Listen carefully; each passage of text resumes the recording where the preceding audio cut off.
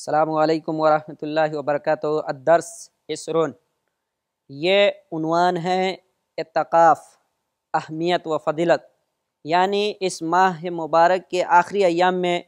ہمارے لیے اعتکاف رکھا گیا ہے۔ اعتکاف کی اہمیت و فضیلت قرآن کے اندر بھی ہے۔ اللہ کے رسول صلی اللہ علیہ وسلم اعتکاف میں بیٹھتے اور اپنے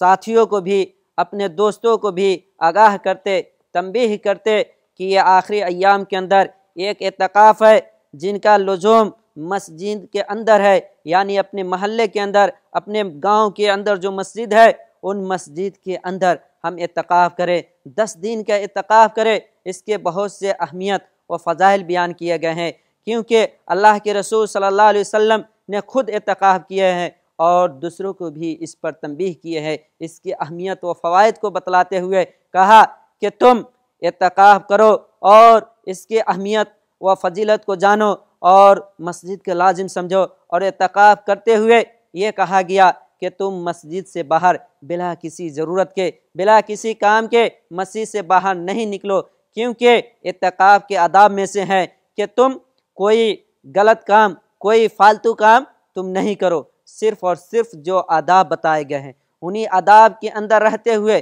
ان کو جو طریقے ہیں اس طریقے پر آپ عمل کیجئے، یعنی اعتکاف میں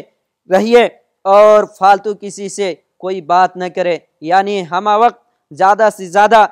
ذکر و اذکار کرے، قرآن کی تلاوت کرے، کوئی ادب و سیرت کی کتاب پڑھے، اس سے بھرپور فائدہ اٹھائے، کیونکہ ہمیں آخرت میں یہ پوچھا جائے گا کہ میں نے تمہیں رمضان المبارک کا مہینہ عطا کیا، تم نے اس سے کیا بھرپور فائدہ اٹھایا، کیا فائدہ اٹھایا؟ تو ہمیں اور آپ کو ان ماہ کے اندر زیادہ سے زیادہ اللہ رب العالمین کی عبادت کرنا چاہیے، تلاوت کرنا چاہیے، سیرت کی کتاب کو پڑھنا چاہیے، آداب جاننا چاہیے۔ یہ سب ہے احکام و شروط ہے کہ مسجد کے اندر ہمیں اعتکاف کرنا چاہیے، اس سے باہر نہیں، اور انہی کے حدود کے اندر رہے، کسی سے بلا زیادہ بے تکلف کوئی کلام زیادہ نہ کرے۔ وآخر دعوانا ان الحمدللہ رب العالمین۔